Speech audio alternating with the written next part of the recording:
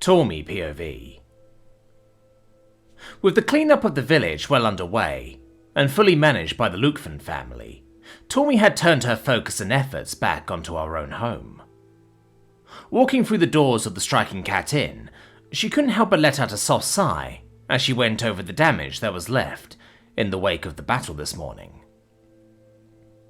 Tables and chairs were smashed and turned over. There were grooves and gouges from sword slashes and other kinds of weapon damage, and various sorts of decorations were ruined in some way or another, not to mention the spatters of blood, which have already soaked into the wood. At the end of the day, all of these things are just that, things, and they can be replaced, cleaned up, or repaired as needed. She still has her life, and her daughter is alive and well. As long as that doesn't change, she can pick up the pieces and rebuild as many times as needed. As the minutes drifted by, she was joined by some of her employees as they helped reorganize the inn, working where they could now that they were done putting their own lives back together as much as possible for the time being. While dragging large chunks of a shattered table out to a nearby pile of ruined furniture, her attention was grabbed by a small caravan coming into town, as it then pulled up to her in particular. After a moment of uncertainty ran through her mind, she was hit by a wave of relief at the realization that this must be Vito's caravan, and that Puma was likely with them. She watched as a well-dressed rabbitkin woman and a lizardkin man lined their carriages up beside each other, before climbing down as the lizardkin began tending to the Kaiverstides. The rabbitkin, for her part, made her approach as she walked up to Tormy, seemingly noting the badge on Tormy's shirt collar and respectfully lowering her head for a moment before standing tall again. "Good afternoon. Am I correct in assuming that you are Tormy Swiftstrike?" Tormy watched as a group of teens, followed by a wolf and some kind of white cub, began climbing out from one of the carriages, going about stretching their legs and popping their backs as needed. Turning her attention back to the rabbitkin, she flashed a smile before offering a small nod. "Yes, I am Tormy Swiftstrike, and who might you be?" The rabbitkin nodded in return before making and maintaining proper eye contact. "I am Riley, a representative of Merrill's General Goods and Sundries, currently in the employ of Mr. Vito," she explained rather dutifully and methodically. Looking the rabbitkin over, Tormy could tell that Riley was truly a professional merchant through and through, and that she clearly carried herself with the pride of her success in life. "And who is Vito?" she asked leadingly, wondering if she could get more information about the powerful mage that seemingly appeared out of nowhere. Riley seemed surprised by the question, but responded, after taking a moment to collect herself. "Mr. Vito is a rank 4 elite who is a reclusive art merchant that uses magic to create wonderful statues and figurines," she explained, though Tormy felt that Riley was almost reading off of a script, as if that was simply what she was told and she didn't actually know who Vito was. Just nodding at Riley's words, Tormy glanced over the rabbitkin's shoulders and watched as a young foxkin man made his approach, followed by an oversized spitterwolf with a strange sword strapped to its side, and the white cub from earlier riding his back. "I see. And what can I do for you?" she asked as she regarded Riley again. One of Riley's lop ears twitched at the question, as she simply bobbed her head to the question.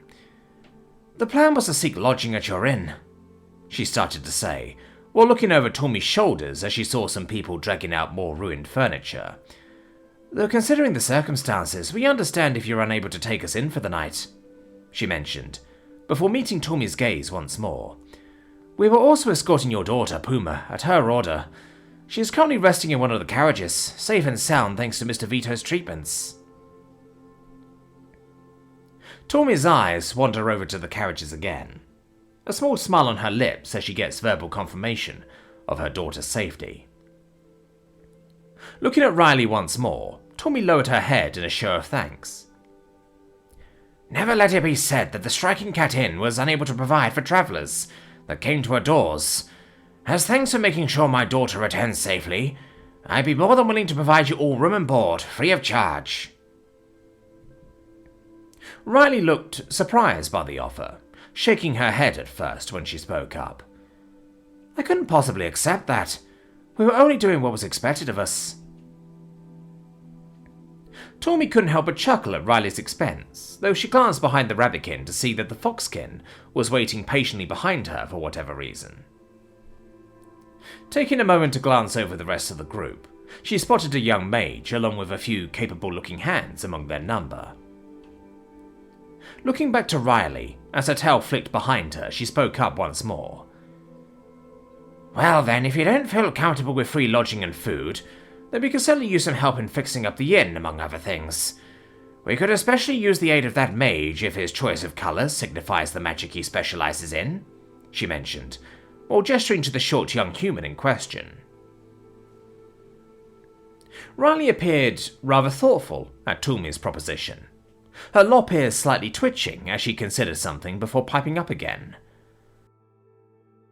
While I cannot speak for the group, I will gladly share the terms of your offer and come back with an answer soon, she explained, lowering her head and dismissing herself before turning to leave. She was momentarily surprised to see the foxkin with the spitterwolf and cub standing behind her, but recovered quickly enough as she stepped past him. As the foxkin stepped up, she recognized him to be another sort of professional, with how he carried himself and how lightly he stepped. She knew enough rogues in her life to recognize one when she saw them, but it was none of her business at this point. She watched as his eyes quickly measured her up, as if out of habit, before finally meeting her gaze. Excuse me, you wouldn't happen to know where I could find Boss Vito, would you? He asked politely enough, as his tail flicked and swayed casually behind him. Tommy just shook her head before jutting a thumb over towards the plaza further up the street. I don't, but look for a human woman in a vibrant blue gambeson. She would likely know his whereabouts if he's done helping out where he said he would. The foxkin followed where she gestured before bobbing his head. I see, thanks. And with that, he dismissed himself as well, before rejoining his group and approaching a younger foxkin, speaking with her before heading off on his own with the spitterwolf and cub. As the caravan continued to discuss what they would do, Tommy decided to make her way over to the carriages, peeking in the back before spotting Puma lying in the second carriage. Tommy could feel her throat tighten with distress at first glance upon seeing her daughter. She looked like a wreck, her clothes having been drenched and now dried with her blood, and the blood of her enemies. The tears in her clothes betrayed where Puma had suffered truly considerable battle damage, not to mention the spots of her fur around her shoulder and neck showing even more injuries that had signs of magically been healed and closed up. Seeing her wounds now, she could tell that it was a fool's errand for her daughter to have tried to run all the way to Sunspot Keep to call for help, though she knew in her heart that if Puma had stayed in the village and been captured as she had been, then Puma likely would have died from her wounds by the time Vito had turned up when he did. The only reason she survived her injuries might have been because Vito managed to find her when he had. Tommy just sighed softly, shaking the possibilities and what-ifs away as she looked over her daughter once more.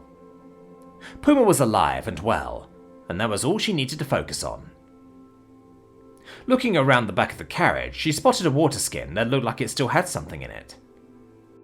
Taking it up, she uncorked it before pulling on a brave face and smirking as she began pouring it over the top of Puma's head. Break time's over! Back to work! She barked out, as if waking her daughter from her usual catnaps. With that, Puma woke with a start, shaking her soaked fur as her hackles rose from the shock of the water. What? Where? What? She mumbled frantically, while still shaking herself, not quite awake just yet while looking from side to side until she spotted Toomey, her fur still dripping as she seemed to collect herself. But Mum? Mum, you're okay! She exclaimed excitedly, quickly pushing up off the floor of the carriage and stumbling over herself, as she quickly clung to Toomey, desperately hugging her with as much strength as she could muster. Tomi returned the embrace eagerly, her hands gently rubbing her upper back while resting her chin against the top of Puma's head, as her daughter's ears twitched and flicked with clear distress and anxiety. There. You're okay. It's all over now, Tomi murmured softly, as she did her best to comfort her. Puma could only shudder as she desperately did her best to not openly sob, though Tomi could tell that her emotions were bubbling up unbearably now that she was finally home safe. I failed. I didn't even come close to getting to Sunspot Keep. I thought I was going to die out there. The last thing I could remember was losing all feeling in my legs before collapsing in the grass, just thinking about how cold I felt. Tomi just nuzzled her chin against Puma before speaking up once more. Hush. It's okay. You didn't fail. The only thing you had to do was fight and not die. Tomi then pulled away a little, looking down into Puma's eyes, as she brought a hand and gently cradled her daughter's cheek. For your first real battle to the death against people, soldiers at that, you performed brilliantly. I couldn't be more proud of how strong you've become, my sweet little kitten, she enthused with a small smile. Sure, you didn't make it to Sunspot Keep, but you did manage to find a powerful mage and send him our way. In that regard, I say you did more than enough. Puma doesn't respond, instead just leaning in and hugging Tomi tightly, while burying her head in the crook of Tomi's neck. Tomi accepted the embrace a while longer before putting on a smile as she pat Puma's back some more. Come along, let's get you cleaned up. Larkus has been real worried about you, you know. You should see how productive he's been in preparation for your return, she mused, while slowly pulling away again.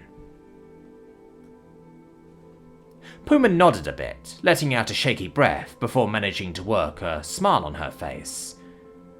Really?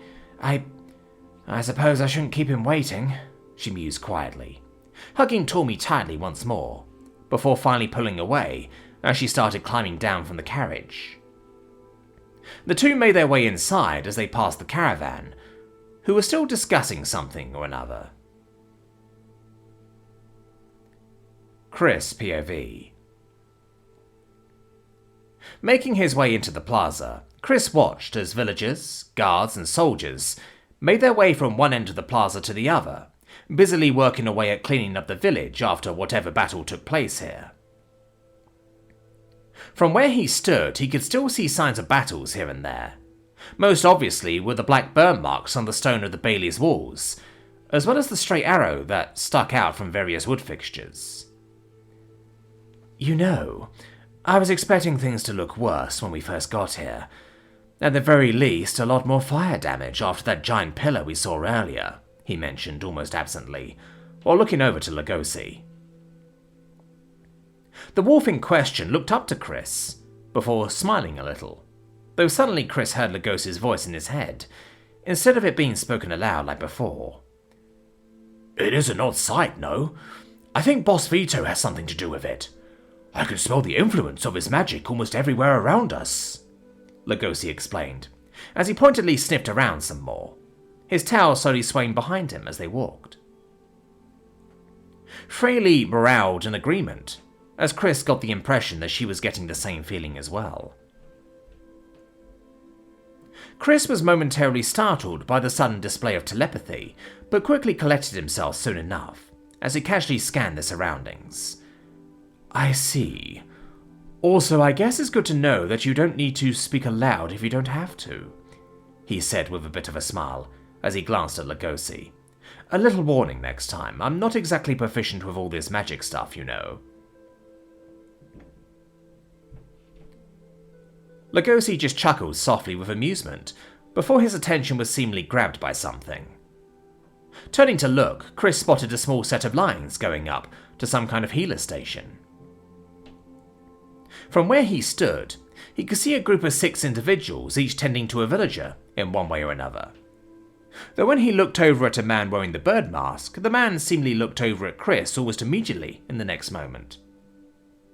When their eyes met, Chris got the strange sensation that they shared a bond, like he had with Lugosi and Fraley, though the man in the bird mask quickly went back to what he was doing, as he healed a purpling bruise on a half-orc child. "I guess the boss has more in his service now," Chris mentioned with uncertainty, as he glanced over at Lugosi while they walked closer to the station. Though at that, Lugosi just shook his head before mentally replying, "No. They've been in Boss Vito's service even longer than I have, but they're different now." Chris wasn't sure what Lugosi meant by that, but once they were at the station, he spotted yet another man in a different kind of bird mask, and got the same feeling all over again. Shaking off the sensation, he regarded the first man as they sent the child off, and the next patient made their approach. "Excuse me, do you happen to know where the boss is?" The first man in the bird mask looked at Chris for a moment, before pointing up at the small castle beside the plaza. "He is resting. Find a member of the Lukfen family to get to him," he explained, in a remarkably soft voice. It certainly sounded masculine, though it was as if he could barely muster more than a whisper. With that said, he proceeded to turn away from Chris and give his undivided attention to the patient in front of them, as if they were the only thing in the world that mattered. Well, alright," Chris muttered with a sigh, once it became clear he wasn't going to get anything else from the masked man, though that was when he heard the clanking of metal boots on stone. At first, a spike of worry shot down his back and along his tail, at the thought of suddenly being accosted by guards, but then he realised that nobody knew him here, and he hadn't done anything particularly illegal yet, so he shouldn't be in trouble. Slowly bringing himself around to look at the approaching individual, he spotted a rather impressive-looking woman with a gnarly scar on her face and a clearly false eye. She was also sporting a vibrant blue gambeson, so she was likely the person that elite innkeeper mentioned. The woman flashed a charming smile, resting her arm on the pommel of her blade and bringing her other hand to rest against her hip. She pointedly looked Chris up and down before nodding to herself about something. "You certainly fit the description. You must be one of Mage Vito's workers, right?"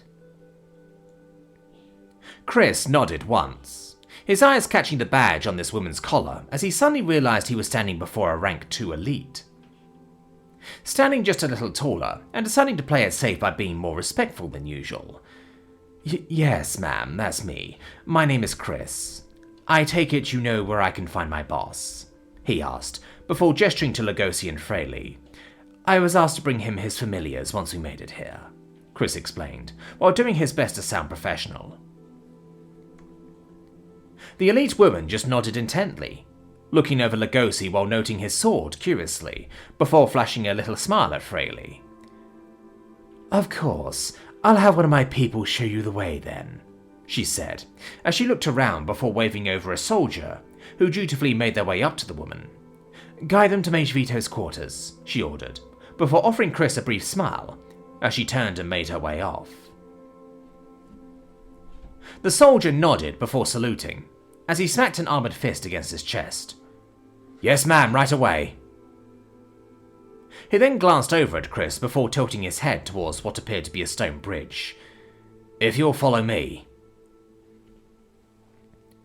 Before long, Chris was being led into the bailey itself, and then further through the walls, until he was inside of the small castle.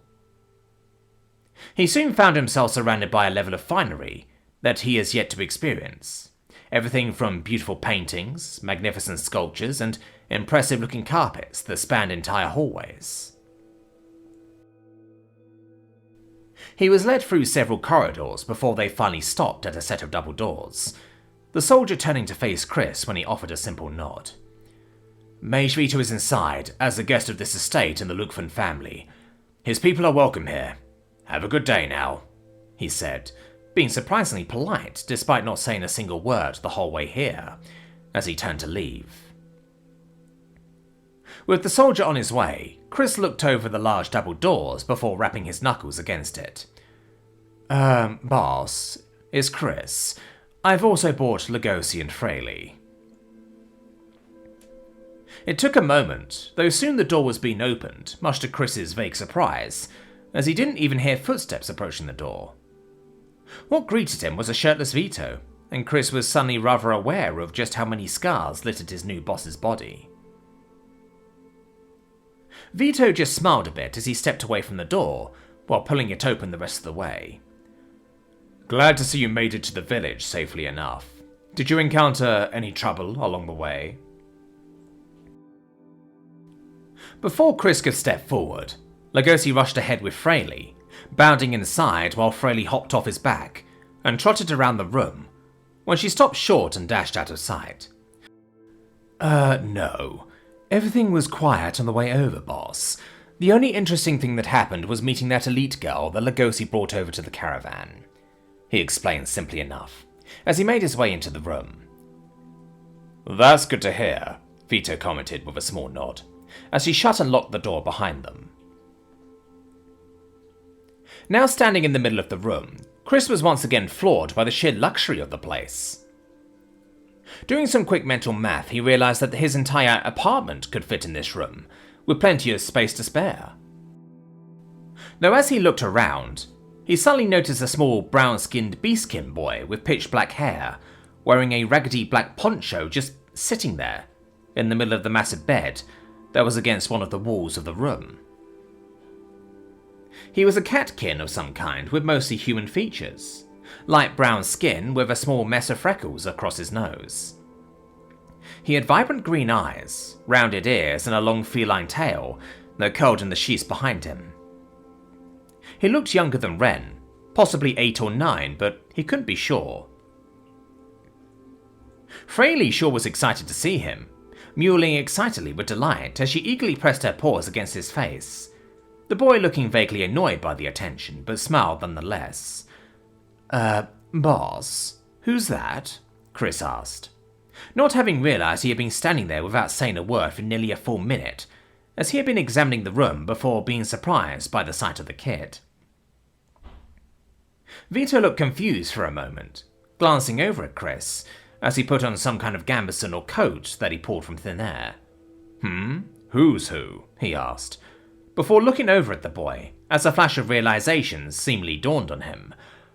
"Ah, right.